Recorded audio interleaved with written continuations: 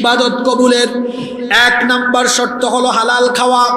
এজন্য আমার বাবারা, আমার ভাইয়েরা, হারাম তরিকা অনুসরণ করে, হারাম উপার্জন করে নিজের শরীরের রক্ত মাংসকে হারাম করে দিবেন না। এমনকি নিজের বউ বাচ্চাকে হারাম পন্থায় নিয়ে যাবেন না। আপনার নামাজ, আপনার রোজা, হজ, উমরা, সমস্ত ইবাদত, দান, সদকা সবকিছু বাতিল হয়ে যাবে। কোনো কিছুই আল্লাহর দরবারে কবুল হবে না যদি আপনি হারাম খেতে থাকেন। বুখারী এবং মুসলিম শরীফের হাদিস, আল্লাহর নবী বলেছেন, ইন্নাল্লাহা তাইয়্যিব, নিশ্চয়ই আল্লাহ পবিত্র, লা ইয়াকবালু ইল্লা তাইয়্যিবা, পবিত্র ছাড়া কোনো জিনিস তিনি গ্রহণ করেন না। ওয়া আন্নাল্লাহা আমারাল মুমিনিনা বিমা আমারা বিহিল মুরসালিন, আল্লাহ তাআলা রাসূলগণকে যে আদেশ দিয়েছেন, একই রকমের নির্দেশ তিনি আমাদেরকেও দিয়েছেন, মুমিনদেরকেও দিয়েছেন। সুম্মা যাকারার রাজুল, অতঃপর আল্লাহর নবী এমন এক ব্যক্তির ঘটনা উল্লেখ করলেন, ইউতিলুস সাফর, যে ব্যক্তি লম্বা সফরে বের হয়েছে, আশআসা ওয়া আগবারা, দীর্ঘ সফরে পথ চলতে চলতে তার মাথার চুল এলোমেলো, উস্কো খুস্কো হয়ে গিয়েছে, গোটা শরীর ধুলাবালি যুক্ত হয়ে গিয়েছে। পথ চলতে চলতে এই মুসাফির ক্লান্ত হয়েছে। সুম্মা ইয়ামুদ্দু ইয়াদাইহি ইলাস সামা, অতঃপর সে তার দুই হাত আকাশের দিকে উত্তোলন করেছে। এরপরে দোয়া আরম্ভ করেছে, ইয়া রাব্বি, ইয়া রাব্বি, হে রব, আমাকে এটা দাও, আমাকে ওইটা দাও। আল্লাহর নবী বললেন, কি করে এই লোকটার দোয়া আল্লাহর দরবারে কবুল হবে? মাতামুহু হারাম ওয়া মালবাসুহু হারাম ওয়া মাশরাবুহু হারাম, এই লোকটার গায়ের কাপড় চোপড় হারাম টাকায় কেনা, এই লোকটার খাবার আর পানীয় সে যেটা খায় এবং পান করে সেটাও হারাম টাকায় কেনা। সুতরাং হারাম টাকায় ক্রয়কৃত খাবার আর পানীয় গ্রহণ করে হারাম টাকায় পোশাক কিনে সেটা ক্রয় করে যেই ব্যক্তি এভাবে আল্লাহর দরবারে দোয়া করে, এই হারাম করে কোনো দোয়া আল্লাহর দরবারে কবুল হয় না। দোয়া কবুলের, ইবাদত কবুলের শর্ত হলো কি খাওয়া? জোরে বলেন তো, কি খাওয়া? হালাল খাওয়া। হারামে কোনো বরকত নেই। গত সপ্তাহে মক্কাতুল মুকাররমায় এক ভাইয়ের সাথে দেখা হয়েছে। হালাল হারামের বিষয়টা নিয়ে ওনার সাথে কথা হচ্ছে। এক ফাঁকে দিয়ে উনি বললেন, ভাই, আমার সাথে জীবনের বাস্তব ঘটে যাওয়া একটা অভিজ্ঞতা আপনার সাথে শেয়ার করি। শয়তানের ধোঁকায় পড়ে একবার লোভ ঢুকে গিয়েছে। আমার কফিলের থেকে 3000 রিয়াল মেরে দিয়েছি, টেরও পায় নাই। আমি তো খুব খুশি। 3000 রিয়াল মানে তো বাংলাদেশি টাকা অনেক টাকা, তাই না? প্রায় 1 লক্ষ টাকার কাছাকাছি। তিনি বললেন, এই টাকাটা নিয়ে আমি আমার বাসায় আসা মাত্রই ফোন এসেছে দেশ থেকে, বাড়ি থেকে, যে আমার বাবা বড় ধরনের এক রোগে আক্রান্ত হয়ে হসপিটালে টাকা লাগবে এই মুহূর্তে 3 লাখ। এখন অবৈধভাবে মেরে দিয়েছে কয় লাখ? 1 লাখ। মুসিবত আসছে কয় লাখে? দ্বিগুণ বেশি আরো। ভাই, হারামে আরাম পাওয়া যায় না। যারা হারাম পয়সায় পয়সা উপার্জন করবে, যারা এমনকি জনগণের পয়সাও যারা নিজের সম্পদ মনে করে লুটপাট করবে, এটা উপভোগ করতে পারবে না। সব রেখে চোরের মতো পালিয়ে যেতে হবে। হারামে আরাম পাওয়া যায় না। আর হালাল অল্প হলে, অল্প সামান্য হলেও এটাতে বরকত দিয়ে দিবেন কে? এজন্য হারামে আমরা যাব না। হারামে যাব আমরা টেরি বাজারে যারা ব্যবসা করি, কোনোভাবেই আমরা ব্যবসায় হারাম ঢুকাবো না। আমরা হালাল তরিকায়, হালাল পথে, হালাল পন্থায় বৈধভাবে ব্যবসা করব ইনশাআল্লাহ। কারণ কিয়ামতের ময়দানে এটা হিসাব হবে। ইবনে মাসউদ রাদিয়াল্লাহু আনহু, এই হাদিসের বর্ণনাকারী সাহাবী, তিনি বলছেন, লা তাজুলু কদামা ইবনে আদম মিন ইনদি রাব্বিহি হাত্তা ইউসআলা আন খামসিন, কিয়ামতের ময়দানে 5টি প্রশ্নের জবাব না দিয়ে আল্লাহর কোনো বান্দা এক কদম নড়ার কোনো সুযোগ পাবেন না। তার মধ্যে 2টা প্রশ্ন হবে এমন, মালুহু মিন আইনা কাসাবাহু, বান্দা তুমি তোমার ধন সম্পদ কোথা থেকে কিভাবে উপার্জন করেছো, আয়ের হিসাব দিতে হবে। আর আরেকটা হিসাব হলো ওয়াফিমা আনফাকাহু, কোথায় ব্যয় করেছো।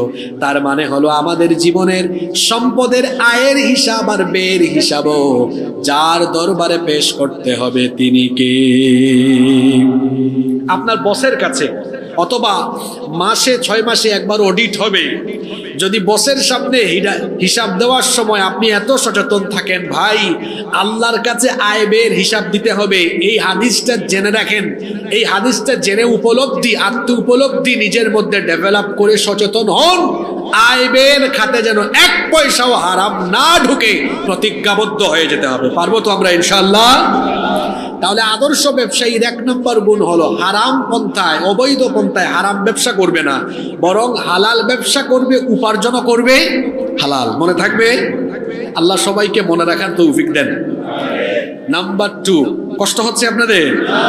2 নাম্বার, আদর্শ ব্যবসায়ীর 2 নম্বর বৈশিষ্ট্য হলো ব্যবসা বাণিজ্যের ব্যস্ততায় তিনি আল্লাহকে ভুলে যাবেন না, আল্লাহকে স্মরণে রাখবেন এবং আল্লাহর স্মরণে তিনি 5 ওয়াক্ত আজান হলেই সবার আগে কোথায় চলে যাবেন? নামাজে চলে যাবেন। এটা আদর্শ ব্যবসায়ীর গুণ। কোরআনুল কারীমের 24 নম্বর সূরা সূরাতুন নূরের 37 নম্বর আয়াতে আল্লাহ জন্য বলেছেন, রিজালুল লা তুলহিহিম তিজারাতুন ওয়ালা বাইউন আন যিকরিল্লাহি ওয়া ইকামিস সালাতি ওয়া ইতাইজ যাকাহ ইয়াখাফুনা ইয়াওমান তাতাকাল্লাবু ফীহিল কুলুবু ওয়াল আবসার। আল্লাহ তাআলা বলছেন সেসব লোক যাদের ব্যবসা বাণিজ্য এবং বেচা কেনার ফলে আল্লাহর স্মরণ থেকে তারা গাফেল হয় না, এমনকি সালাত আদায় এবং যাকাত দেওয়া থেকেও তারা বিরত হয় না, গাফেল হয় না। তার কারণ হলো ইয়াখাফুনা ইয়াওমান তাতাকাল্লাবু ফীহিল কুলুবু ওয়াল আবসার। এর কারণ হলো তাদের অন্তরের মধ্যে সব সময় ওই দিনের ভয় আছে, যেই দিন কিয়ামতের দিন মানুষের অন্তর আর চক্ষু সমূহ উল্টে যাবে। সেই আখিরাতের ভয়ে যতই ব্যবসা বাণিজ্য, ঈদের মার্কেটিং আর বেচা কেনার ভিড় যতই বাড়ুক না কেন, আল্লাহর স্মরণ আর নামাজ থেকে তারা গাফেল হয় না। কারণ তারা মনে করে কাজের আগে হলো নামাজ। কাজের আগে কি? জোরে বলেন, কাজের আগে কি? তার কারণ হলো আমরা যখন আল্লাহর সামনে উপস্থিত হব কিয়ামতে, আল্লাহ তাআলা প্রথমে আমাদেরকে যে বিষয়টি জিজ্ঞেস করবেন, বুখারীর হাদিস, আল্লাহর নবী বলেছেন, ইন্না আউওয়ালা মা ইউহাসাবু বিহিল আবদু ইয়াউমাল কিয়ামাতি মিন আমালিহি সালাতিহি। আল্লাহর নবী বলেছেন কিয়ামতের ময়দানে মানুষকে সর্বপ্রথম যে আমল সম্পর্কে জিজ্ঞেস করা হবে সেটা হলো, বান্দা দুনিয়াতে থাকা অবস্থায় তুমি ঠিক মতো নামাজ আদায় করেছো কিনা। প্রথম প্রশ্ন কি সম্পর্কে বলেন তো? ওই পিছন থেকে শোনা যায় না, কি সম্পর্কে? আল্লাহর নবী বলেছেন, ফাইন সালুহাত ফাকাদ আফলাহা ওয়া আনজাহ। এই প্রথম প্রশ্নের হিসাব যার ঠিকঠাক থাকবে সেই ব্যক্তি সফল হয়ে যাবে। ওয়া ইন ফাসাদাত ফাকাদ খাবা ওয়া খাসার। আর এই প্রথম প্রশ্নে যার গন্ডগোল থাকবে, নামাজের হিসাবে যার সমস্যা থাকবে, এই ব্যক্তি ক্ষতিগ্রস্ত হয়ে যাবে। আর এই ক্ষতি মানে হলো জাহান্নাম। বেনামাজিরা জান্নাতের কোনো গন্ধ পাবে না। ও ভাই, যেন ইমান আপনাকে নামাজে দাঁড় করাতে পারে না, এই দুর্বল ইমান কেমনে আপনাকে জান্নাতে ঢুকাবে আমাকে বলেন? কিয়ামতের ময়দানে রব্বুল আলামিন ময়দানে মাহশরে সমবেত সকল মানুষকে বলবেন, আমাকে সাজদা দাও। পৃথিবীতে যারা আল্লাহকে সাজদা দেয় নাই, নামাজ আদায় করে নাই, তারা সেই কঠিন দিনে আল্লাহকে সাজদা দিতে পারবে না। এজন্য ভাই, সময় থাকতে সচেতন হয়ে যান। এখন যদি আল্লাহকে সাজদা না দেন, কিয়ামতেও আল্লাহকে সেদিন সাজদা দিতে পারবেন? কিয়ামতেও আল্লাহকে সাজদা দিতে পারবেন না। শুনেন আল্লাহ কি বলছেন কোরআনুল কারীমের 68 নম্বর সূরা সূরাতুল কলমের 42 নম্বর আয়াত থেকে আল্লাহ তাআলা বলছেন, ইয়াউমা ইউকশাফু আন সাকিন ওয়া ইউদআউনা ইলাস সুজুদি ফালা ইয়াস্তাতিউন। সেদিন কঠিন সময় যখন তাদেরকে সাজদা দেওয়ার জন্য বলা হবে, সেদিন তারা সাজদা দিতে পারবে না। যখন তারা সাজদা দিতে পারবে না, অবস্থা কি হবে আল্লাহ তাআলা বলছেন, খাশিআতান আবসারুহুম তারহাকুহুম যিল্লাহ, অপমানে তাদের দৃষ্টি নত হয়ে যাবে, লজ্জায় অপমানে। তখন তাদের মাথাটা নত হয়ে যাবে, দৃষ্টি নত হয়ে যাবে, অপমান কলঙ্কের কালিমা তাদেরকে আচ্ছন্ন করে ফেলবে। এর কারণ কি? কারণ সম্পর্কে আল্লাহ বলছেন, ওয়াকাদ কানু ইউদআউনা ইলাস সুজুদি ওয়া হুম সালিমুন। এর কারণ হলো দুনিয়াতে যখন তারা ছিল, নামাজের সময় হলে তারা নামাজে যেত না। ওয়াকাদ কানু ইউদআউনা ইলাস সুজুদি ওয়া হুম সালিমুন, যখন তাদেরকে নামাজের আহ্বান করা হতো তারা নামাজে যেত না। জাহান্নামী হওয়ার যে প্রধান প্রধান কারণ আছে, তার মধ্যে প্রধানতম কারণ হলো বেনামাজি হয়ে যাওয়া। কিয়ামতের ময়দানে জাহান্নামীদেরকে জিজ্ঞেস করা হবে। কোরআনুল কারীমের ৭৪ নম্বর সূরা সূরাতুল মুদ্দাথিরের ৪০ নম্বর আয়াতে আল্লাহ তাআলা বলছেন, ইয়াতাসাআলুনা আনিল মুজরিমিন, জাহান্নামীদেরকে প্রশ্ন করা হবে, মা সালাকাকুম ফি সাকার, কেন তোমরা এই সাকার নামক ভয়াবহ জাহান্নামে এসেছো? এই জাহান্নামীরা তখন জবাব দিবে, অনেকগুলো কারণেই তো এসেছি, তার মধ্যে প্রধানতম কারণ হলো ক্বালু লাম নাকু মিনাল মুসাল্লিন, আমরা মুসল্লি ছিলাম না, আমরা নামাজি ছিলাম না। আচ্ছা ভাই, এই কথা বলার পরে আল্লাহ কি দয়া করবেন মনে হয়? মোটেও না। আল্লাহ ফেরেশতাদেরকে বলবেন, খুযুহু ফাগুল্লুহু, এই বেনামাজিকে ধরো, ডান্ডা বেরি লাগাও, শিকল পরাও। কত গজ লম্বা? সুম্মা ফি সিলসিলাতিন যারউহা ৭০ যিরাআন ফাসলুকুহ, ৭০ গজ লম্বা শিকল দিয়ে বেঁধে এই বেনামাজিকে জাহান্নামে নিক্ষেপ করো। নাউযু বিল্লাহি মিন যালিক। এই জাহান্নাম বড় কঠিন জায়গা ভাই। লেলিহান আগুনের প্রস্তুতকৃত জাহান্নামে আমার আপনার মতো দুর্বল মানুষ থাকতে পারবো না। ওগো আমার ভাই, আজকে বাড়িতে গিয়ে একটু মোমবাতিতে আগুন ধরাবেন। এই মোমবাতির প্রজ্বলিত আগুনের মধ্যে নিজের আঙ্গুলটা ১০-১৫ সেকেন্ড রাখার জন্য একটু চেষ্টা করবেন, দেখবেন বেশিক্ষণ রাখতে পারবেন না। এই দুনিয়ার আগুন হলো জাহান্নামের আগুনের ৭০ ভাগের ১ ভাগ। এই আগুনের মধ্যে আমি আপনি ১ মিনিট তো দূরের কথা, ২০ সেকেন্ডও আঙ্গুল দিয়ে রাখতে পারবো না। এই আগুনের চাইতেও আরো ৬৯ ভাগ বেশি দহন শক্তি সম্পন্ন সেই জাহান্নামের কঠিন অগ্নিশিখা। এই জাহান্নামের আগুন তো সহ্য করার মতো কোনো ক্ষমতা আমাদের। সেই জাহান্নামের আগুন থেকে নিজেদেরকে বাঁচাতে হলে আজান হয়ে গেলে গাফলতি না করে, শয়তানের ধোঁকায় না পড়ে নামাজে যেতে হবে। নামাজের ক্ষেত্রে কোনো কম্প্রোমাইজ নাই, কোনো আলস্য নাই, কারণ আমাদের প্রধানতম দুশমন শয়তান। তার প্রধান টার্গেট হলো আমাদেরকে বেনামাজি বানিয়ে দেওয়া। কারণ শয়তান জান্নাত থেকে বেরি হয়েছে সাজদা না দেওয়ার কারণে। আপনারা সবাই জানেন, সে তো জান্নাতেই ছিল, যখন আল্লাহ বললেন সাজদা দাও, সে সাজদা দেয় নাই। একটা সাজদা না দেওয়ার কারণে শয়তানকে জান্নাত থেকে বের করে দিয়েছেন কে? মনোযোগ নষ্ট হয়ে গেছে।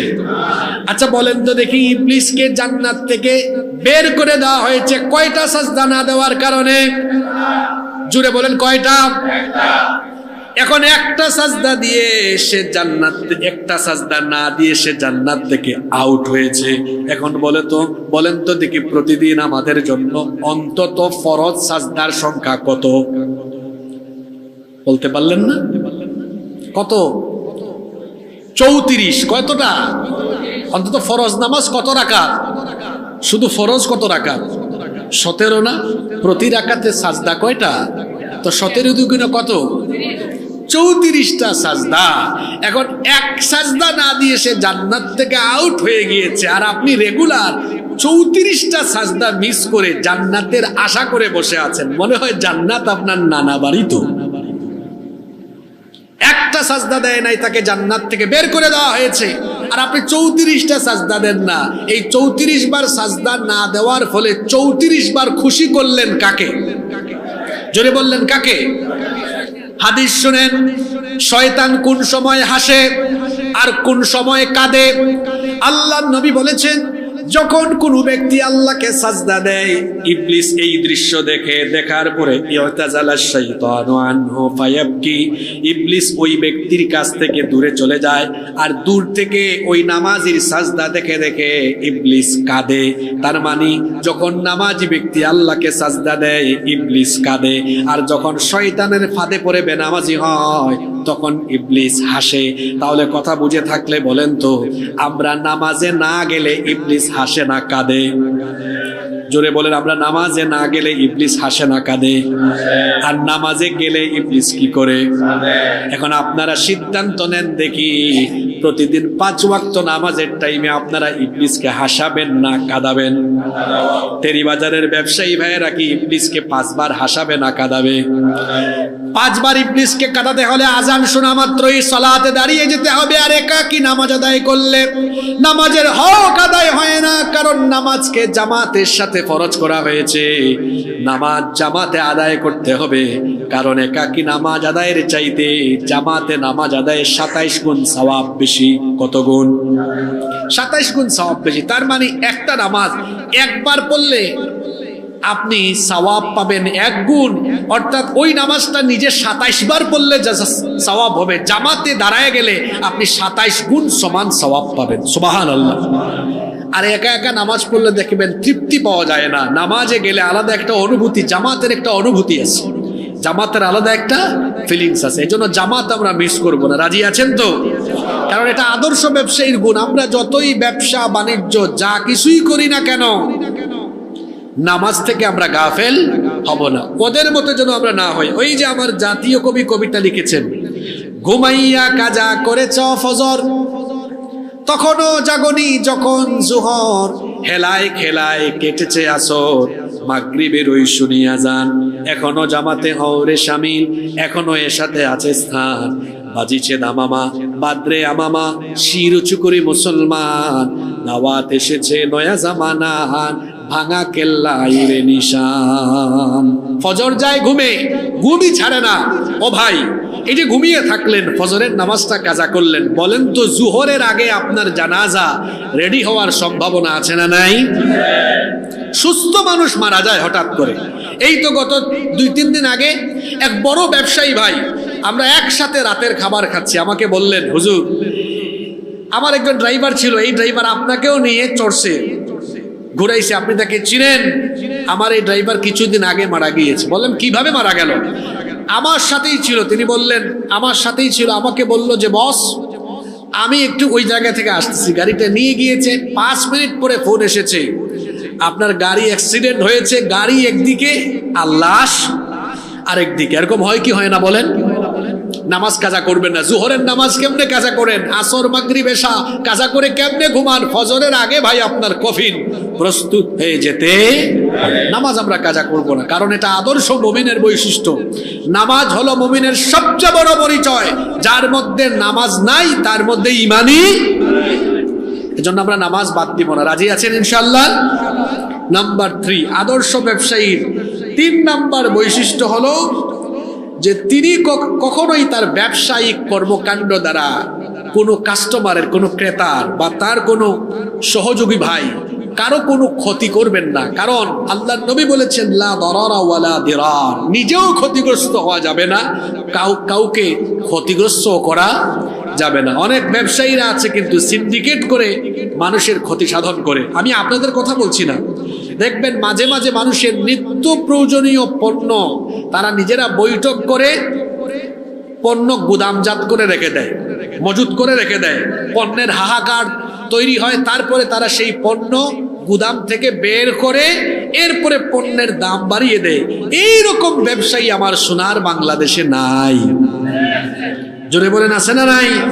আল্লাহর নবী এদের ব্যাপারে বলেছেন মান ইহতাকারা ফাহুয়া খাতি। মুসলিম শরীফের হাদিস, যেই ব্যক্তি পণ্য গুদামজাত করে এই রকম করে, এই ব্যক্তি হচ্ছে মহা অপরাধী।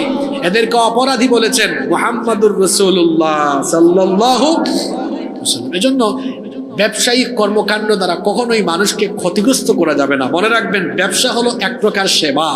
ব্যবসা হলো এক প্রকার সেবা। আপনি ব্যবসার মাধ্যমে কিন্তু মানুষকে চাইলে সেবাও দিতে পারেন। নাম্বার 4, আদর্শ ব্যবসায়ীর 4 নাম্বার গুণাবলী হলো তিনি ব্যবসায় কখনো প্রতারণার, ধোঁকাবাজির আশ্রয় নেবেন না। এমনটা করবেন না যে তার জিনিস হলো 2 নাম্বার, বিক্রির সময় বলে দিলেন 1 নাম্বার। অথবা অনেকে আছে দেখবেন বি গ্রেডের মাল এ গ্রেডের মাল বলে সেল করে দেয়। এরকম আছে না? আছে। বাজারে গিয়েছেন, দেখবেন ভালো সবজি উপরে, পচা সবজি নিচে, উপরে তাজা মাছ, নিচে পচা মাছ। এরকম মানুষ নাই তো? আমার সাথে পর্যন্ত এরকম কয়েকবার হয়েছে। মাঝে মাঝে সময়ের কারণে মাছ দেখেছি উপরের গুলা ভালো, একদম জেতা নড়তেছে, বললাম ভাই দিয়ে দেন। ব্যাগে নিয়ে এসেছি, বাসায় নিয়ে আসার পর ভেতর থেকে আওয়াজ আসছে, মাছ কিনতে চিনো না? বুঝছেন তো কারবার? বললাম কি হয়েছে? মাছ তো বেশিরভাগ পচা। আমি বললাম অসম্ভব, এটা হইতেই পারে না, কারণ বাজারে দেখেছি মাছ এখনো নড়াচড়া করে। আমি তো দেখছি উপরেরটা, উপরে আছে তাজা, নিচে আছে পচা। এরকম কারবারি, এরকম ব্যবসায়ী তো আমাদের দেশে নাই। কি বলেন, আছে? আপনারা বলেন আছে? আছে। শুনেন, আল্লাহর নবী একবার বাজারে ঢুকলেন। এই হাদিসটি ইবনে মাজাহ শরীফ, এই হাদিসটি মুসলিম শরীফে এসেছে। হাদিসটি বর্ণনা করেছেন সবচাইতে বেশি সংখ্যক হাদিস বর্ণনাকারী সাহাবী আবু হুরায়রা রাদিয়াল্লাহু আনহু। তিনি বলছেন, আন্না রাসূলুল্লাহি, আমরা সবাই বলি সাল্লাল্লাহু আলাইহি ওয়াসাল্লাম, মাররা আলা সুবরাতিন মিন তাআম। আল্লাহর নবী একবার বাজারে ঢুকে খাদ্য স্তূপের পাশ দিয়ে যাচ্ছিলেন। ফাআদখালা ইয়াদাহু ফিহা, আল্লাহর নবী ওই খাদ্যের স্তূপের মধ্যে হাত ঢুকালেন। ফানালাত আসাবিউহু বালালা। আল্লাহর নবী যখন খাদ্যের স্তূপের ভেতর থেকে হাত বের করে আনলেন, দেখলেন তার হাত ভিজে গিয়েছে। আল্লাহর নবী এটা দেখে বললেন, ইয়া সাহিবাত তাআম, হে খাদ্যের দোকানদার, মা হাদা, এটা কি? তখন ওই ব্যক্তি বলল, আসাবাত হুসামাউ ইয়া রাসূলুল্লাহ। আমরা বলি সাল্লাল্লাহু। এই লোকটি তখন বলল, ওগো আল্লাহর রাসূল, বৃষ্টির পানিতে আমার এই খাদ্য ভিজে গিয়েছে, এই জন্য ভেজা খাদ্যগুলো নিচে দিয়ে রেখেছি, আর ভালোগুলো উপরে, শুকনাগুলো উপরে রেখেছি। আল্লাহর নবী তখন বললেন, আফালা জাআলতুহু ফাওকাত তাআমি হাত্তা ইয়ারাহুন নাস, তাহলে তুমি কেন ভিজাগুলো উপরে দিয়ে রাখলে না, যাতে মানুষজন জানতে পারে তোমার এই খাদ্যস্তূপের এগুলো ভিজা আর এগুলো ভালো? কেন তুমি এভাবে ধোঁকাবাজি করলে? আল্লাহর নবী তখন বললেন, শোনো, মান গাশশা ফালাইসা মিন্না, যে ধোঁকাবাজি করে সে আমার উম্মত হতে পারে। এই টেরি বাজারে আপনি মনে করেন ব্যবসা করছেন, মনে করেন কাপড়ের দোকানদার আপনি। কাপড় তো অনেক জায়গা থেকে অনেকে ইম্পোর্ট করে, ভিয়েতনাম থেকে, ইন্দোনেশিয়া থেকে, জাপান থেকে আনে না? বিভিন্ন মানের, বিভিন্ন কোয়ালিটির কাপড় আছে। এখন মনে করেন ওই গ্রাম থেকে এক লোক আসছে এখানে কেনাকাটা করবে, আপনি হাবাগুবা লোক পাইয়া আপনাকে বলল যে আপনি আমাকে ভালো কোয়ালিটির একটু কাপড় দেখান। এখন মনে করেন এই কাপড়টা হলো ইন্দোনেশিয়ান, আপনি ঠেলা মারছেন মুখ দিয়ে, বলতেছেন ভাই এটা জাপানি কাপড়। এই যে তার সাথে ধোঁকাবাজিটা করলেন, মিথ্যা বলে প্রতারণার আশ্রয় নিলেন। আল্লাহ নবী বলেছেন, যে মানুষকে ধোঁকা দেয় ব্যবসা করতে গিয়ে, ধোঁকা দেয় প্রতারণা করে, সে রাসূলের উম্মত। জোরে বলেন, সে রাসূলের উম্মত। তো আমরা যে যে জায়গায় যে ব্যবসায়ী করি না কেন, আমরা আমাদের ব্যবসায়ী কোনো কর্মকাণ্ড দ্বারা কারোর সাথে ধোঁকাবাজি করব না, প্রতারণা করব না। রাজি আছেন ইনশাআল্লাহ? নাম্বার 5, কষ্ট হচ্ছে নাকি আপনাদের?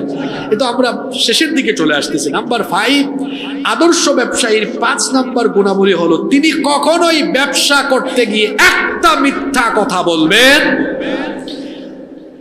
পৃথিবীতে মিথ্যা থেকে বেঁচে থাকতে পারা, এটা কিন্তু বড় দুর্লভ এবং কঠিন একটা কাজ। মিথ্যা বলা থেকে বেঁচে থাকতে পারা, এটা অনেক বড় কঠিন কাজ। অনেক সময় আমরা মিথ্যা বলেও পাম দেই। মনে করেন কেউ আসছে, একটা জিনিস আপনার দোকান থেকে দেখেছে, ওইটা পরিধান করেছে, তাকে দেখতে যেমনই লাগুক, আপনার মুখের একটা কমন কথা, ফাটাফাটি লাগতেছে আপনাকে, এরকম বলে কি বলে না? তো ফাটাফাটি লাগুক আর যেমন লাগুক, এটা সে নিজে আয়নায় দেখবে, সে বলবে, আপনি বলার কোনো দরকার নাই ভাই। এছাড়া আমরা মিথ্যার আশ্রয় নেই। আপনার রাগ করবেন না তো?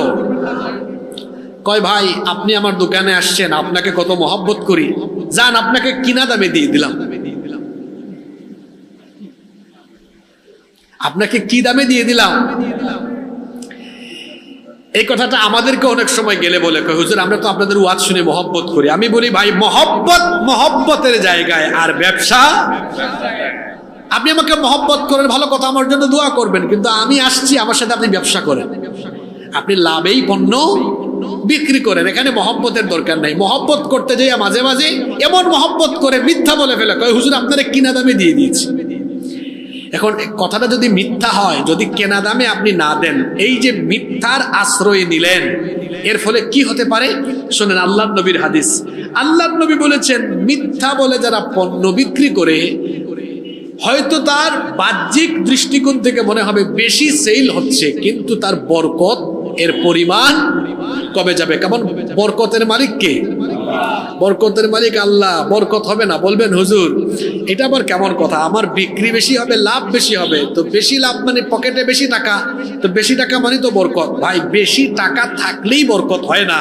আপনি দেখবেন অনেক মানুষ আছে মাসে অনেক টাকা, লক্ষ লক্ষ টাকা ইনকাম করে, কিন্তু এটা কোন দিকে এসে যে কোন দিকে যায় মাস শেষে কোনো হিসাবও পায় না। আবার অনেকে আছে বেশি টাকা কামায় না, অল্প পয়সা উপার্জন করে, কিন্তু দেখা যায় মাস শেষে খরচ করার পরেও টাকা কিছু অবশিষ্ট থাকে। তার মানে তার উপার্জনে কি আছে?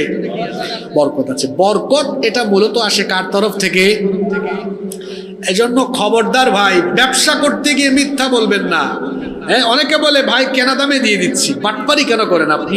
কেনা দামে দিয়ে দিলে আপনার দোকানের ইলেকট্রিক বিল, কর্মচারীর বেতন, আপনার ইনভেস্ট খাটিয়েছেন, এগুলো কোত্থেকে আসবে গো?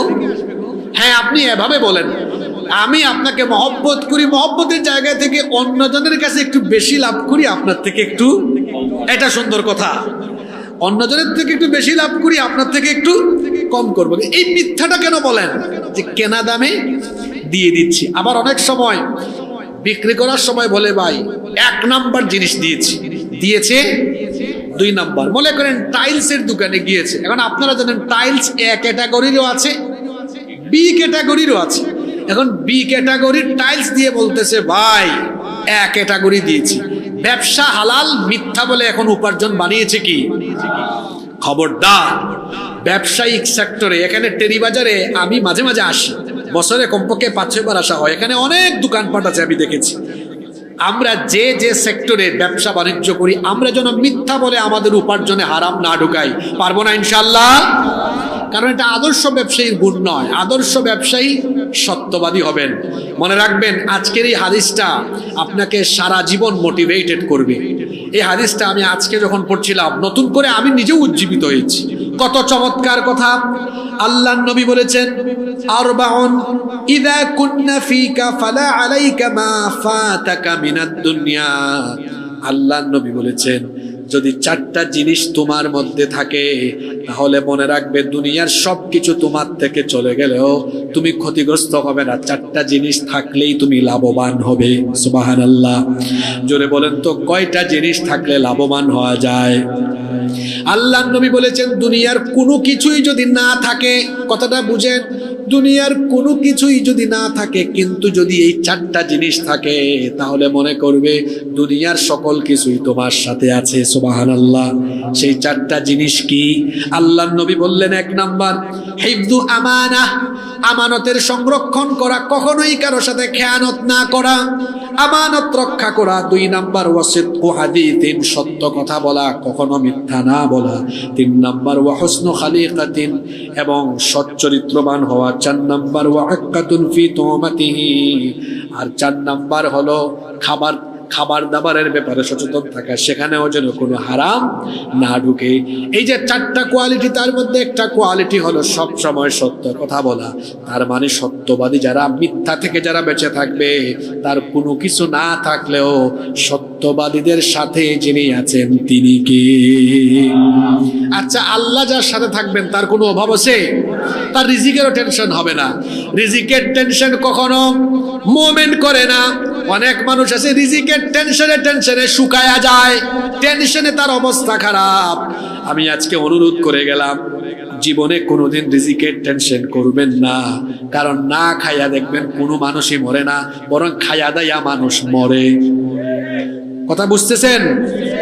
শোনেন, টেনশন করেন না আমার বউ বাচ্চা খাইতে পারবে কিনা, আমি খাইতে পারবো কিনা, অন্য কিছু নিয়ে টেনশন করিয়েন, যে ফি দিতে পারবো কিনা, চিকিৎসা করাতে পারবো কিনা, কিন্তু কোনোদিন রিজিকের টেনশন করবেন না, কারণ প্রতিটা মানুষ, প্রত্যেক প্রাণী রিজিক নিয়ে জন্মায়। সুবহানাল্লাহ। এই কথাটা মনে রাখবেন, মানুষ না খাইয়া মরে না, খাইয়া মরে। হাসপাতালে জানতো, ভিজিট করে দেখেন না খাইয়া কত মানুষ মরেছে আর খাইয়া কত মানুষ মরেছে। খাইয়া দাইয়া বড় বড় রোগ হয়েছে, ডাক্তার লিখে দিয়েছে এইরকম খাবেন, এখন বেশি খাইতে যাবেন না। আপনি দেখবেন বাড়িঘর নাই, ওই চট্টগ্রাম রেলওয়ে স্টেশনের পাশে কত মানুষ ঘুমায় বস্তা মোড়াইয়া, বাড়িঘর নাই, আছে ঠিক আছে, কিন্তু না খাইয়া থাকে না। দেখবেন এদেরকে কেউ না কেউ এনে খাবার দিয়ে যাচ্ছে। না খাইয়া কেউ মরে না, রিজিকের টেনশন করা যাবে না। আমাদের বহু আলেমরাও আছেন রিজিকের টেনশনে অনেক সময় সত্য কথাও বলেন, এটা করবেন না, রিজিকের টেনশন করবেন না, কারণ রাজ্জাক মানুষ নয়, রাজ্জাক কে? রাজ্জাকের উপর ভরসা করলে রিজিক আসে। বলেন তো দেখি, ফজরের পরে যে আকাশের মধ্যে পাখি উঠতে আমরা দেখি, আকাশে যে পাখি ডানা ঝাপটায়া ঝাপটায়া উড়ে বেড়ায়, সকালে খালি পেটে বাসা থেকে বের হয়, সন্ধ্যাবেলা খালি পেটে বাসায় আসে না পেট ভরে আসে? তারে খাওয়ালো কে? ইলিশ মাছ সাগরে আছে, নদীতে আছে, এটারে খাওয়ায় কে? কিন্তু একটা জিনিস দেখছেন আপনারা, তেলাপিয়া মাছ, রুই মাছ, কার্পু মাছ, এগুলো ঘেরের মধ্যে মানুষ চাষ করে কত খাওয়া দিতে হয়, বাজারে এইটার দাম কম না ইলিশ মাছের দাম কম? ইলিশ মাছকে তো আমরা কেউ খাওয়াই না। উচিত ছিল ইলিশ মাছের দাম কম হওয়া, তেলাপিয়ার দাম বেশি হওয়া। এখন দেখা গিয়েছে না, তেলাপিয়ার দাম কম, ইলিশের দাম বেশি, আর সব তাজা তাজা একদম। আমি এটাকে আমার ভাষায় বলি মধুমাখা ইলিশ, মানে সব মজার স্বাদের ইলিশ চলে যায় বিদেশে এবং আমাদের পাশের দেশেও যায়। আমি ভাবছিলাম যে পাশের দেশে যাওয়া এখন অন্তত বন্ধ হবে, কারণ আগে যারা ছিল তারা পাশের দেশকে প্রতিবেশী মনে না করে প্রভু মনে করে তাদের পদলেহন করত।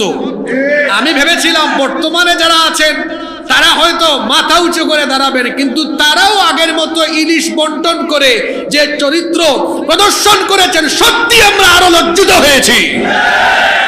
আমাদের পাশের দেশে যারা আছেন, যারাই আছেন, আমরা সবাইকে আমাদের বন্ধু মনে করি।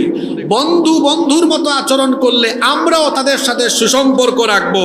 কিন্তু প্রতিবেশী কোনো দেশ বন্ধু হওয়ার পরিবর্তে যদি আমাদের উপরে দাদাগিরি আর প্রভুগিরি দেখাতে চায়, তাহলে আমরাও মাথা উঁচু করে আঙ্গুল তুলে কথা বলবো। বন্ধুর আচরণে থাকেন, বন্ধুত্বপূর্ণ ভাষায় কথা বলেন, কিন্তু মাঝে মাঝে দাদাগিরি দেখান, একটু বরত্ব দেখান, মাঝে মাঝে বলে ফেলেন দখল করে ফেলবো, এটা করে ফেলবো, ওইটা করে ফেলবো। এত সহজ নয়, কারণ এই দেশের মানুষ অতীত থেকে পর্যালোচনা করলে দেখা যায় এই দেশের মানুষ ত্যাগ তিতিক্ষা কুরবানি দিতে জানে, অত সহজে কারো সামনে মাথা নুয়াতে জানে না। এজন্য আমরা পাশের দেশ, যত দেশ আছে সবাইকে বলবো আমাদের সাথে বন্ধুর মতো থাকেন, আমরাও বন্ধুর মতো থাকবো। কিন্তু দাদাগিরি দেখাতে গেলে, আঙ্গুল তুলে কথা বললে আমরাও আঙ্গুল তুলে কথা বলবো। মাঝখানে বলেছিলেন আমার দেশের মানচিত্র কিছু কিছু নিয়ে নিবেন, তো আমরা কি বসে ললিপপ খাবো নাকি? আমার দেশের মানচিত্রের দিকে কেউ যদি কালো হাত বাড়ায়, সেই হাতকে আমরা ভেঙে টুকরা টুকরা করে দেব। সম্মানিত ভাইয়েরা, বলছিলাম ব্যবসা বাণিজ্যে মিথ্যার আশ্রয় নেওয়া যাবে না। আমি একটা হাদিস বলছিলাম, মনে আছে আপনাদের? 4টা জিনিস যার কাছে আছে দুনিয়ার সবকিছুই তার সাথে, এর মধ্যে একটা হচ্ছে কি বলা? সত্য বলা। জোরে বলেন, কি বলা? আল্লাহর নবী বলেছেন এজন্য ব্যবসায় কখনো মিথ্যার আশ্রয় নেওয়া যাবে না, কারণ যারা মিথ্যাবাদী কিয়ামতের দিন তারা মহাপাপী হয়ে হাসরের মাঠে উঠবে। আল্লাহর নবী বলেছেন ইন্নাত তুজ্জারা ইউবাসুনা ইয়াউমাল কিয়ামাতি ফুজ্জারা। আল্লাহর নবী বলেছেন নিশ্চয়ই কিয়ামতের ময়দানে অসৎ ব্যবসায়ীরা পাপিষ্ঠ হয়ে উঠবে। তারা ব্যতীত ইল্লা মানিত্তাকাল্লাহ ওয়া বাররা ওয়া সাদাকা, যারা সত্যবাদী, ন্যায়নিষ্ঠ এবং সদাচারী ব্যবসায়ী, তারা ব্যতীত পাপাচারীরা কিয়ামতের দিন আল্লাহর সামনে পাপিষ্ঠ হয়ে উঠবে। আমরা কি পাপিষ্ঠ হয়ে উঠবো না নেককার হয়ে উঠবো? তাহলে মিথ্যা বলবো না, রাজি আছেন? নাম্বার 6, 6 নাম্বার আদর্শ ব্যবসায়ীর 6 নাম্বার গুণ হলো ওজনে মাপে কখনো তিনি কম। আমাদের খাসলত হলো নেওয়ার সময় ঠিক মতো নেই, দেওয়ার সময় কম বেশ করে আসে না। আসলে আমি আরেকটা জিনিস দেখলাম, এই যে বাজারে কিছু জিনিস প্যাকেটে করে বিক্রি করে, বা চালের বস্তা আছে যত কেজি লিখা বা যত গ্রাম লিখা, আপনি একটু মেপে দেখিয়েন অতটুকু কিন্তু নাই। এগুলোর ফ্যাক্টরি যাদের আসে, আমি আর নাম বললাম না, আমি নিজে কিন্তু দেখেছি এরকম কিছু পণ্য প্যাকেটজাত আছে, কিছু চালের বস্তাও আছে, ওনাদের নাম বললাম না, আপনারা নিজেরা যাচাই করে নেবেন, মেপে দেখিয়েন ওজনে।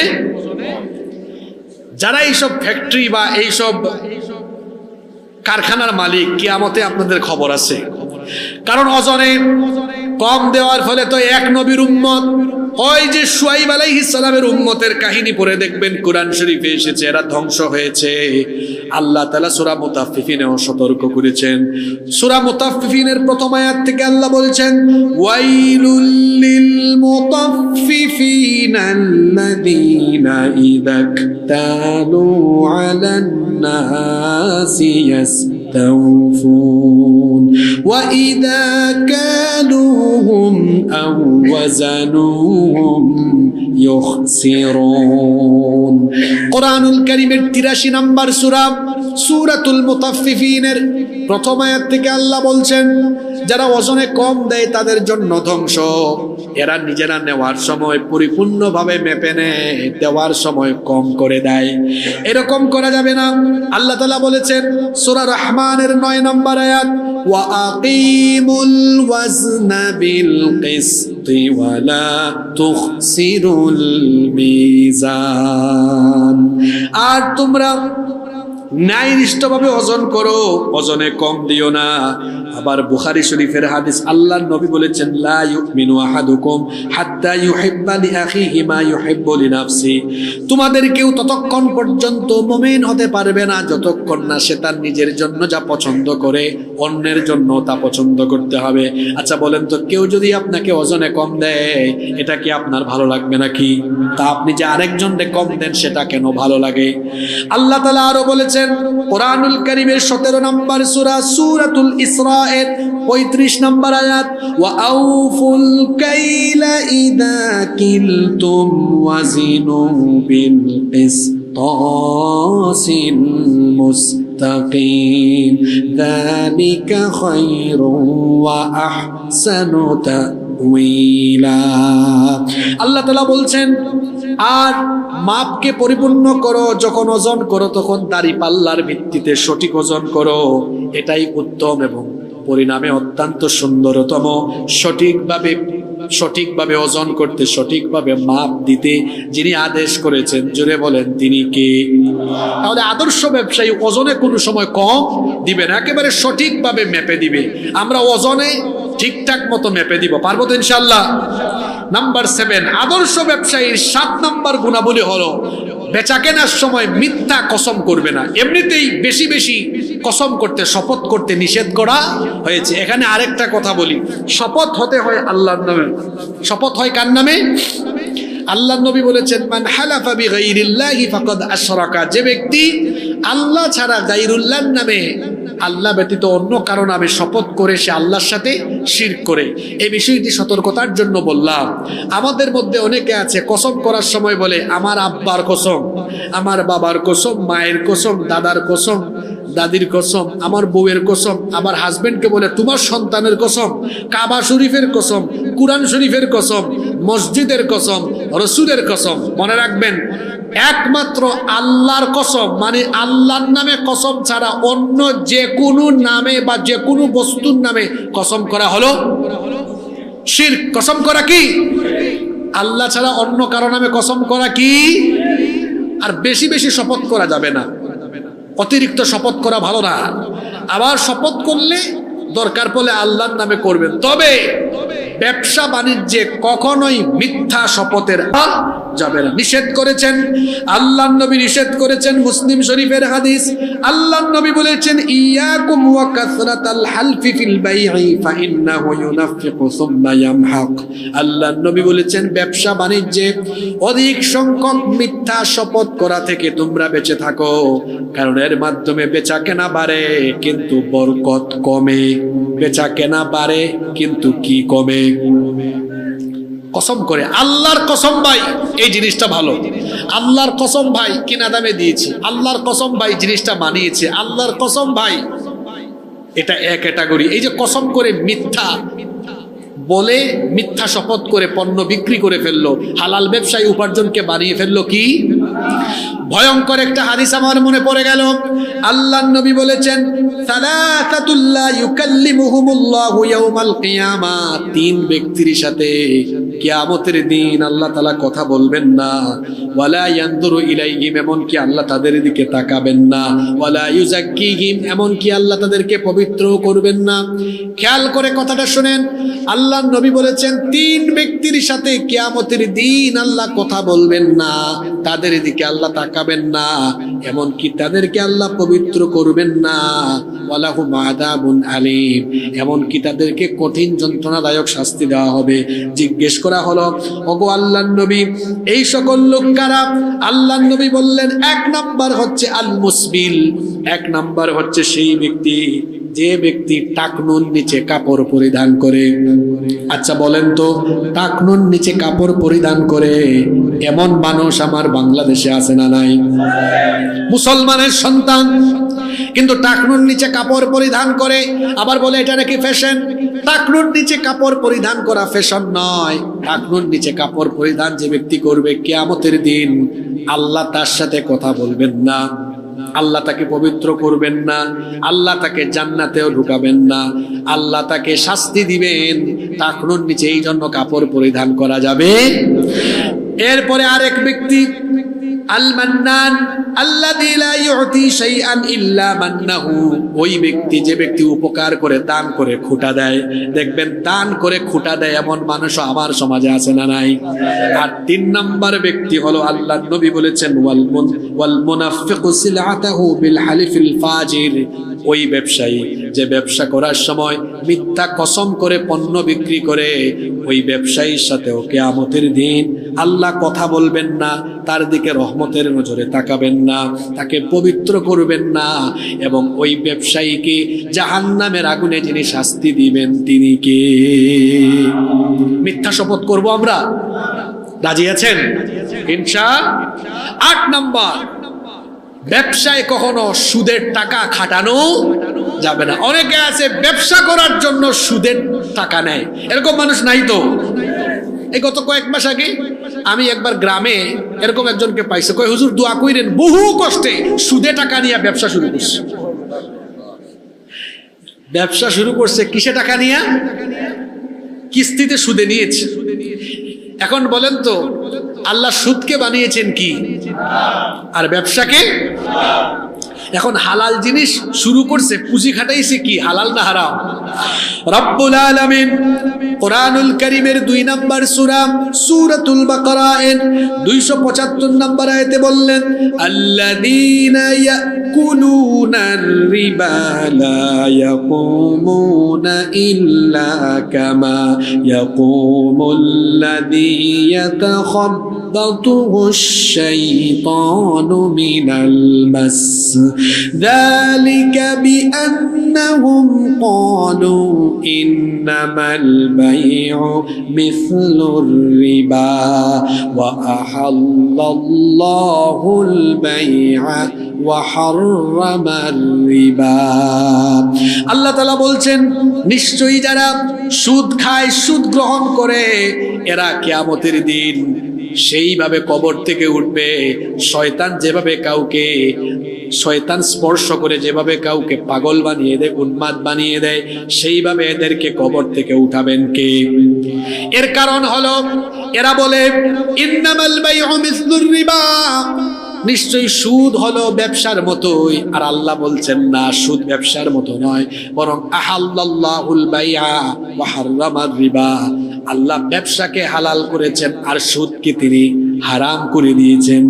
সুদ হলো এমন জঘন্য, এমন মারাত্মক গুনাহ, আল্লাহর নবী বলেছেন লাআনা, আল্লাহর রাসূল এদেরকে কেমন ভাবে লানত দিয়েছেন শুনেন। লাআনা রাসূলুল্লাহি, আমরা বলি সাল্লাল্লাহু আলাইহি ওয়াসাল্লাম, আকিলার রিবা ওয়া মুকিলাহু ওয়া কাতিবাহু ওয়া শাহিদাইহি, আল্লাহর নবী বলেছেন যারা সুদ দেয়, সুদ নেয়, সুদ লিখে এবং সুদের সাক্ষ্য দেয়, সবার উপরে লানত করেছেন মুহাম্মদ সাল্লাল্লাহু। সুদের 70টারও বেশি গুনাহ আছে, এর মধ্যে একেবারে সর্বনিম্ন গুনাহ হলো নিজের মায়ের সাথে জিনা করা। আরেকটি হাদিস, আল্লাহর নবী বলেছেন যে ব্যক্তি 1 দিরহাম সুদ খায় 36 বার জিনা করার সমান অপরাধ সে ব্যক্তি করে। ইন্না লিল্লাহি ওয়া ইন্না ইলাইহি। এজন্য সুদ খাটানো যাবে না। অনেকে আছে সুদ এনে তারপরে ব্যবসায় পুঁজি খাটায়, আপনার এই ব্যবসার বরকত নষ্ট হবে আর এই ব্যবসাও হালাল থাকবে না, হয়ে যাবে কি?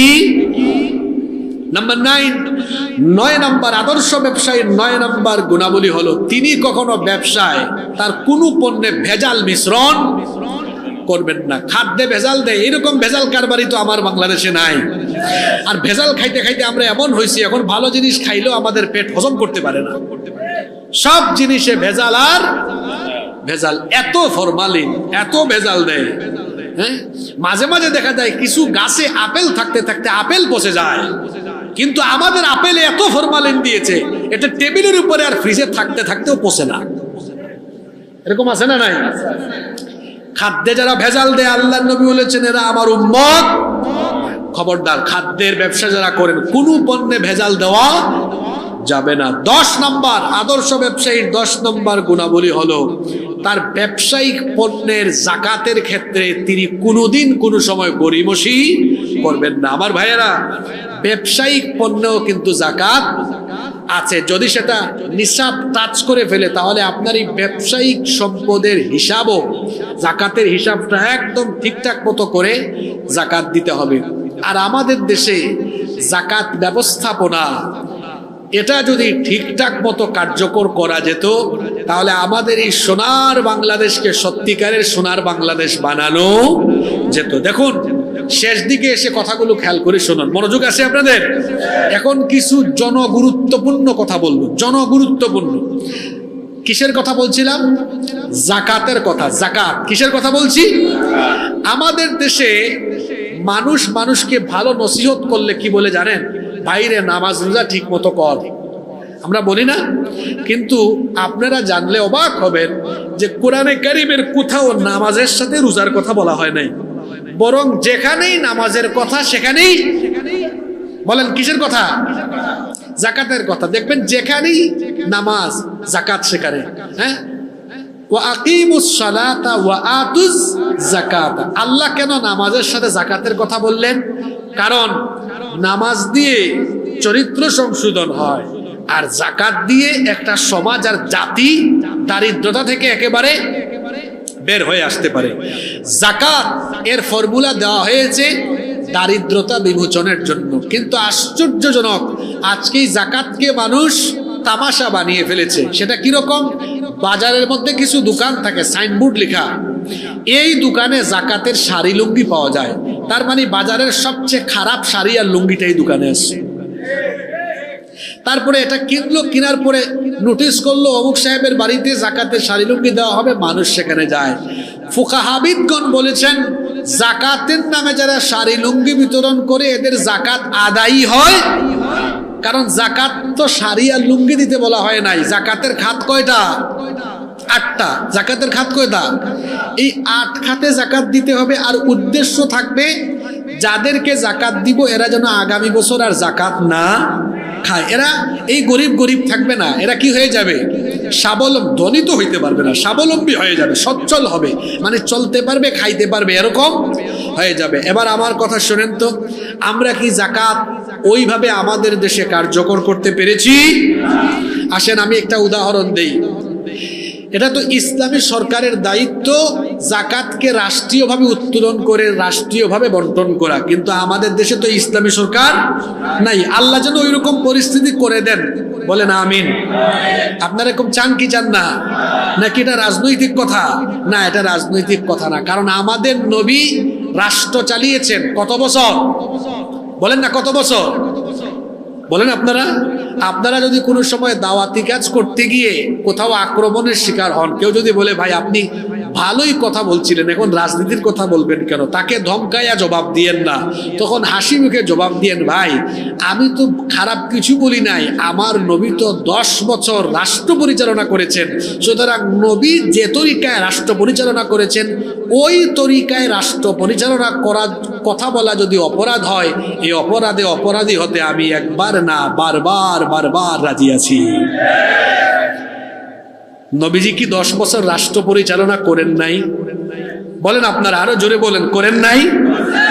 করেছেন। এরপরে নবীজির পরে কি 30 বছর খোলাফায়ে রাশেদা তারা কি রাষ্ট্র পরিচালনা করেন নাই? জোরে বলেন, করেন নাই? করেছেন। তারা কার আইন দিয়ে করেছেন? জোরে বলেন, কার আইন? আচ্ছা, আমাদের জন্য কার আইন উত্তম হবে? মানুষেরটা না আল্লাহরটা? শোনেন, আল্লাহর, মানুষের চাইতে আল্লাহর দয়া কম না বেশি? কেমন বেশি দেখেন, আল্লাহ ইমানদাররেও খাওয়ায়, বেঈমানরেও খাওয়ায়। মাঝে মাঝে দেখবেন ইমানদার থেকে বেঈমানরে আরো বেশি খাওয়ায়। আর আমাদের অবস্থা হলো এমন, আমরা এমন নির্দয়, যদি আমাদের কথা বা নীতির বাইরে যায় শুধু জেলখানায় ঢুকাবে না, যাদেরকে জেলখানায় ঢুকাইতে পারে না ওই ইন্টারনেটে বেশি বাড়াবাড়ি করে, বিদেশে গিয়া ইন্টারনেট বন্ধ করো করে, কি করে না? আল্লাহর সাথে যে এত নাফরমানি করেন, আল্লাহ কি কোনোদিন সূর্যের আলো বন্ধ করে দিয়েছে? কোনোদিন কি আল্লাহ বৃষ্টি বন্ধ করে দিয়েছে? আল্লাহ জানেন মানুষ স্বার্থপর, এজন্য আল্লাহ গুরুত্বপূর্ণ জিনিস তার কাছে রেখেছেন। সূর্য, চন্দ্র, আলো, বাতাস, পানি, এগুলো মানুষের বেঁচে থাকার জন্য গুরুত্বপূর্ণ। সূর্য, চন্দ্র, আলো, বাতাস, পানি, এগুলো আল্লাহর হাতে না মানুষের হাতে? যদি মানুষের হাতে দিতেন, যে যখন সরকারি দলে যেত সে বলতো আমার কাছে বর্ষতা স্বীকার না করলে সূর্যের আলো বন্ধ, বৃষ্টি বন্ধ, টেরি বাজারে বেশি আন্দোলন করো না, কারেন্ট বন্ধ, সূর্যও বন্ধ, এখানে অন্ধকারে পড়ে থাকো। এরকম হয়তো কি হইতো না? জোরে বলেন, হয়তো কি হইতো না? তাহলে এখানে দলমত নির্বিশেষে বলেন, যে যে দলের মানুষ আছেন দলমত সব একদিকে ফেলে সবাই একটু দিল খোলা হয়ে সংকীর্ণ মনতা বাদ দিয়ে একটু চিন্তা করে বলেন তো, আমাদের জন্য মানুষের আইন ভালো না আল্লাহর আইন ভালো? কার আইন ভালো? আল্লাহ কি চান? আল্লাহ চান আমার আইন দিয়ে যখন মানুষ দেশ চালাবে, আমি আইন করে দিলাম নামাজও যেমন পড়বা, যাকাতটা দিবা যেন তোমাদের সমাজে গরিব না থাকে। সুবহানাল্লাহ পড়বেন না? যে সকল পৃথিবীতে, যে সকল রাষ্ট্রে মানুষের আইন দিয়ে দেশ চলে, দেখবেন বেশিরভাগ ক্ষেত্রেই এরা রাষ্ট্রকে খেলনা বানিয়ে রাজনীতির নামে তারা গরিবের পয়সা নিজের পকেটে নিয়ে পকেট ভরে। আর পৃথিবীর ইতিহাস আমাদেরকে বলে, যেখানেই আল্লাহর আইন চালু হয়েছে সেখানে শাসকরা শাসন করতে গিয়ে আল্লাহর ভয়ে তারা থরথর করে কেঁপেছেন, আর মানুষকে সেবা দিয়ে দিয়ে তারা দুনিয়া থেকে চলে গিয়েছে। আমি কি ভুল বলেছি? তাহলে কিছু লম্বা হয়ে যাবে, 8 থেকে 10 মিনিট লাগবে বক্তব্য শেষ করতে, এরপরে মোনাজাত করব, কষ্ট হবে না তো? আচ্ছা, ওমর রাদিয়াল্লাহু আনহু রাষ্ট্র চালিয়েছিলেন কার আইনে? তিনি রাতে ঘুমাতেন না, আপনারা এটা জানেন না? একবার তিনি রাতের বেলা বের হয়েছেন, রাতের বেলা বের হয়ে লক্ষ্য করলেন একজন মহিলা তাঁবুর পাশে, তিনি চুলার মধ্যে হাড়িতে নাড়াচাড়া করছেন, আর পাশেই তার কয়েকটা বাচ্চা কান্না করতেছে। এই দৃশ্য দেখে ওমর রাদিয়াল্লাহু আনহু তিনি ওই মহিলার কাছে গেলেন, গিয়ে বললেন, মা গো, তোমার বাচ্চারা কাঁদে কেন? তখন তিনি বললেন, বাচ্চারা কয়েকদিন ধরে না খায়া আছে। তখন ওমর রাদিয়াল্লাহু আনহু বললেন, তিনি কেমন প্রেসিডেন্ট? অর্ধ দুনিয়া শাসন করা প্রেসিডেন্ট। আল্লাহু আকবার। তো বাচ্চাগুলা খায় না, চুলায় তো দেখতেছি কি জানি নাড়াচাড়া করছো, খাওয়াও না কেন? তখন ওই মহিলা বললেন, ও মুসাফির পথিক, আমি তো তোমাকে চিনি না। শোনো, আসলে আমার এই কড়াইয়ের মধ্যে পানি দিয়ে আমি কিছু পাথর নাড়াচাড়া করতেছি, বাচ্চাদেরকে বুঝ দিচ্ছি যে রান্না বান্না হচ্ছে। আর তারা কানতে কানতে কানতে কানতে আমি জানি একটা সময় ক্লান্ত হয়ে ঘুমায় যাবে। শুধুমাত্র বাচ্চাদেরকে বুঝ দেওয়ার জন্য আমি চুলার মধ্যে এই পাতিলটা নাড়াচাড়া করছি। এই কথা শুনে ওমর রাদিয়াল্লাহু আনহুর চোখে পানি চলে আসলো। মহিলা বললেন, হে পথিক, আপনি কাঁদছেন কেন? তিনি বললেন, না, আপনার দুঃখের কথা শুনে কাঁদলাম। আচ্ছা, আপনার যে অবস্থা, আপনি কি আপনার রাষ্ট্রের খলিফা আমিরুল মুমিনিন ওমরকে এই কথা জানান নাই? মহিলা বললেন, ওমরকে জানানোর চেষ্টা করেছি, কিন্তু তার কাছেই যেতে পারি নাই। আর আমি জানাবো কেন? আমি তার নাগরিক হিসাবে আমার খোঁজ নেওয়া এটা কি তার দায়িত্ব না? এই কথা শুনে সঙ্গে সঙ্গে আরো কান্না করতে লাগলেন। তিনি বললেন, মা গো, তুমি অপেক্ষা করো, দেখি তোমার জন্য কিছু করা যায় কিনা। দৌড়ায় দৌড়ায় বাইতুল মালে গেলেন। বাইতুল মালে গিয়ে নিজেই বস্তার ভেতরে আটা ঢুকালেন, আরো কিছু প্রয়োজনীয় জিনিসপত্র ঢুকায় নিজেই যখন টেনে কাঁধে মাথায় নিতে যাবেন, বাইতুল মালের কোষাধ্যক্ষ এসে বললেন, আমিরুল মুমিনিন, কোথায় যাচ্ছেন আপনি? আমার কাছে দেন, কোথায় যেতে হবে বলেন। তিনি, আমি তো রাষ্ট্রের কর্মচারী, আমি এই কাজ করি। ওমর রাদিয়াল্লাহু আনহু বললেন, আমার বোঝা আমাকেই উঠাতে দাও, কারণ কিয়ামতের দিন আমার বোঝা তুমি উঠাবে না, সুতরাং আমার বোঝা আমাকে উঠাতে দাও। তিনি নিজেই বস্তা বহন করে মহিলার কাছে নিয়ে গেলেন, নিয়ে বললেন, মা গো, তোমার বাচ্চাগুলো ঘুমানোর আগে তাড়াতাড়ি এদের জন্য খাবার প্রস্তুত করো। রুটি বানানোর কাজে তিনি নিজে সাহায্য করলেন। খাবার প্রস্তুত হলো। এরপরে তিনি মহিলাকে বললেন, আপনি এদেরকে খাওয়ান।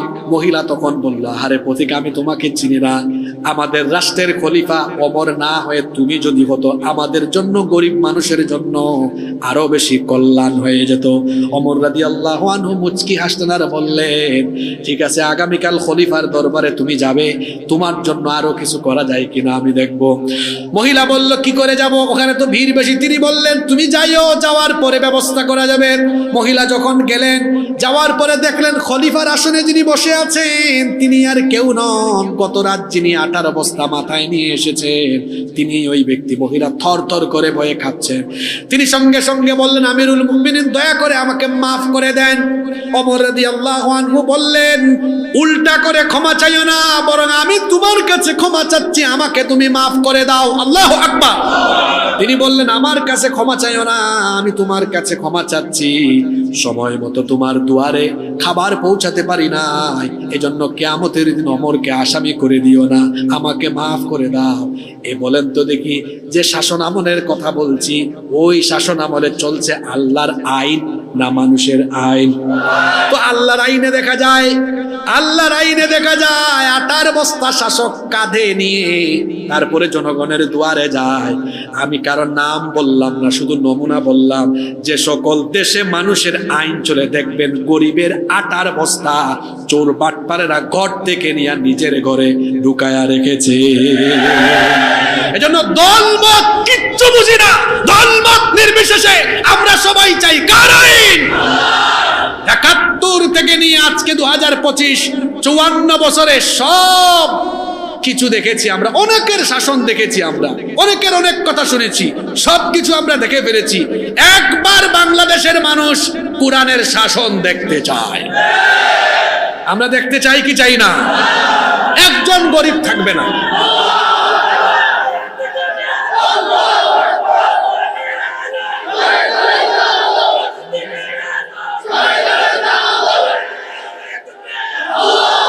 সম্মানিত ভাইয়েরা, আখিরি কথা শুনেন। এই যাকাত যদি রাষ্ট্রীয়ভাবে কালেকশন করে ডিস্ট্রিবিউট করা হয়, ফায়দাটা কি হবে? আচ্ছা, আমার সাথে কথা বলবেন, এটা শেষ উদাহরণ। বলেন তো দেখি, এই টেরি বাজারের সব ব্যবসায়ীরা মিলে, সব লাগবে না, মনে করেন এখানে এই গলির 4-5টা দোকান থেকে যাকাতের টাকা উত্তোলন করা হইলো 2 লক্ষ টাকা। কয় লক্ষ টাকা? এই 2 লক্ষ টাকা যদি আপনি 500 করে করে বন্টন করেন, সর্বমোট 400 জনকে দিতে পারবেন। কয়শো জন? কিন্তু বলেন তো, এই 400 জন কি স্বাবলম্বী হয়ে যাবে? আগামী বছর আবার যাকাত খাবে না। কিন্তু এই 2 লক্ষ টাকা 400 জনকে না দিয়ে যদি আপনি 4 জনকে দেন, একজনকে একটা রিক্সা কিনে দিলেন, আরেকজন বিধবা নারীকে একটা সেলাই মেশিন কিনে দিলেন, আরেকজনকে হালের বলদ কিনে দিলেন, এরকম ছোট ছোট কাজ করলেন। এই যে একজনকে রিক্সা দিলেন, আরেকজনকে টঙের দোকান করে দিলেন, আগামী বছর কি এই ব্যক্তি আর জাকাত খাওয়া লাগবে? এর পরিবার ঠিক হয়ে গেছে। এখন আপনারা বলেন তো, যদি এই 4-5টা দোকান দিয়ে না হয়, এখন যদি সরকার জাকাত মন্ত্রণালয় খুলে এরপরে সারা দেশে মুসলমান যারা, তাদের সম্পদের তালিকা সরকারের কাছে জমা থাকে, আর বছর শেষে যদি সবার মানে যাদের উপর জাকাত ফরজ চিঠি চলে আসে যে আমাদের অমুক জায়গায় অমুক অফিসে বা অমুক ব্যাংকে গিয়ে জাকাতের টাকা দিয়ে দেন, সারা দেশের জাকাতের টাকা যদি সরকার এক জায়গায় জমা করে, জাকাত নিয়ে আমার ব্যক্তিগত অ্যানালাইসিস হলো, আমি যদি ধরে নেই যে এক বছরে 1,40,00,000 1,40,00,000 মানে 140,000 কোটি টাকা যদি উত্তোলন হয়, এটা কয়েক ডিস্ট্রিক্ট দিয়ে হয়ে যাবে, ছোট করে বলতেছি বোঝানোর জন্য। 1 কোটি না, 1,40,000 কোটি টাকা। কত বললাম? 1,40,000 কোটি টাকা উত্তোলন করা হলো। এখন যদি সরকার 64টা জেলা থেকে বেকার ছেলে পেলে ধরে আনে, মোট 70 লক্ষ। কত লক্ষ? 70 লক্ষের হাতে 2 লক্ষ টাকার চেক দেন, ক্যালকুলেটারে হিসাব মারেন, 70 লক্ষ গুণ 2 লক্ষ কত হয়? 1,40,000 কোটি টাকা। এটা কিন্তু একদম লোয়েস্ট একটা হিসাব ধরেছি। আচ্ছা বলেন তো, এক বছরে 70 লক্ষ যুবকের হাতে 2 লাখ টাকার চেক দিয়ে সরকার যদি বলে, যাও বাবারা, কেউ গিয়ে মাছের খামার, হাঁসের খামার, মুরগির খামার, টঙের দোকান, অথবা কেউ বিদেশ যাবে, 3 লাখ আছে, 2 লাখ হলে এরকম দিয়ে দিলাম, আর সরকার যদি তার অডিটের মাধ্যমে আবার দেখে এগুলো ঠিকঠাক মতো হচ্ছে কিনা পর্যবেক্ষণ চালায়, তাহলে এক বছরে বাংলাদেশের কত লক্ষ বেকারের কর্মসংস্থান হলো? 70,000 না, 70। জাকাত মন্ত্রণালয় ওপেন হয়ে যদি এই একই তরিকায়, এই কায়দায় 10 বছর সরকার জাকাত উত্তোলন করে, জাকাতের টাকা এভাবে ডিস্ট্রিবিউট করে সরকার যদি কর্মসংস্থান করে, আপনারা বলেন তো 10 বছর পরে বাংলাদেশে একজন গরিব পাওয়া যাবে? জোরে বলেন, পাওয়া যাবে?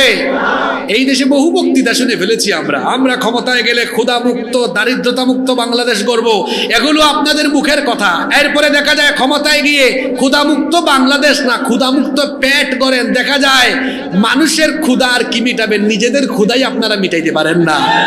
চট্টগ্রামে বাড়ি বানায় ক্ষুধা মিটে না, ঢাকায় বানান, ঢাকায় বাড়ি বানানোর পর আপনার ক্ষুধা মিটে না, দেখেছি তো পালিয়ে যাওয়ার পরে বিদেশে বানানো সেকেন্ড হোমে গিয়ে আপনি জায়গা খুঁজে। এভাবে 54টা বছর ধরে রাজনীতির নামে অপরাজনীতি করে ক্ষুধামুক্ত, দারিদ্রতা মুক্ত বাংলাদেশ নির্মাণের কথা বলে মানুষের সাথে ভাওতাবাজি করেছেন।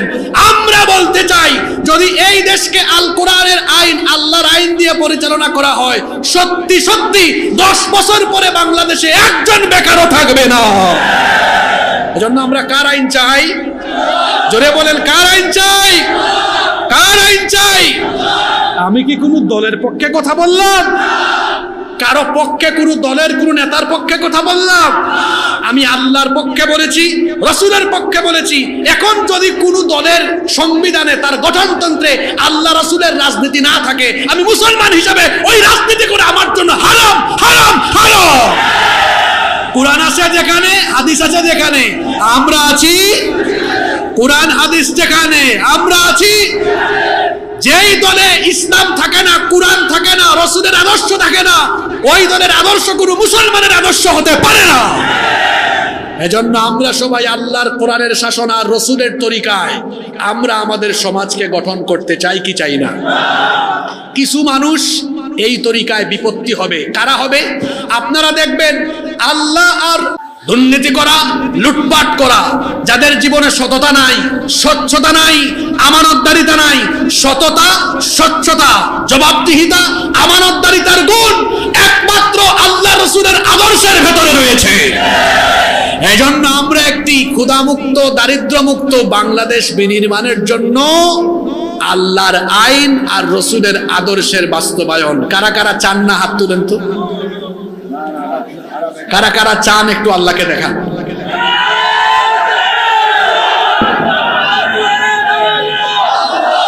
হয়েছে? এখন আখেরি কথা বলি। এতক্ষণ শুনছেন টেরিবাজার ব্যবসায়ী সমিতির ভাইয়েরা আদর্শ ব্যবসায়ী হওয়ার কথা। এবার আখেরি কথা কর্মচারী ভাইদের উদ্দেশ্যও বলবো। আখেরি কথা হলো, সবচেয়ে উত্তম ব্যবসা হলো নিজেদের জান আর মাল দিয়ে আল্লাহর আইন প্রতিষ্ঠায় সংগ্রাম করা। সবচেয়ে উত্তম ব্যবসা বলেছেন কে? সূরা সফ পড়বেন, হাল আদুল্লুকুম আলা তিজারাতিন তুনজিকুম মিন আযাবিন, এটা সবচেয়ে উত্তম ব্যবসা বলা হয়েছে।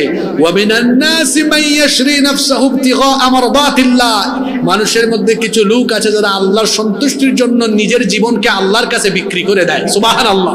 এবং যারা নিজের জীবনকে আল্লাহর কাছে বিক্রি করে দেয়, আল্লাহ প্রতিদান হিসাবে বিআন্না লাহুমুল জান্নাহ, তাদের জন্য জান্নাত রেখে দিয়েছেন, সুবহানাল্লাহ।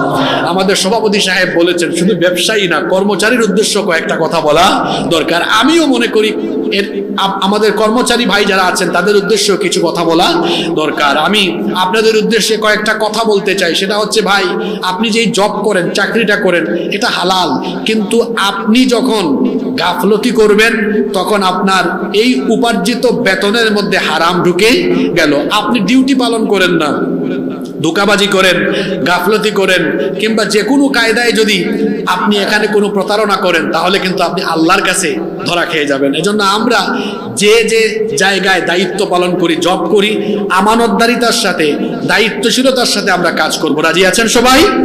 এবং মালিক কর্মচারী আমরা সবাই ভাই ভাই হয়ে থাকব।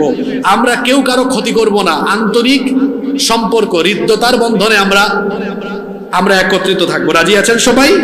আল্লাহ আজকের এই আয়োজনকে কবুল করেন। আমি মানুষ, যদি বলতে গিয়ে মনের অজান্তে কোনো ভুল কথা বলে ফেলি, আল্লাহ আপনাদের স্মৃতিপট থেকে তা মুছে দেন। আর যত ভালো কথা বলেছি, আল্লাহ আমাকে আপনাদের সবাইকে মনে রাখার এবং আমল করার তৌফিক দান করেন। আমরা সবাই বলি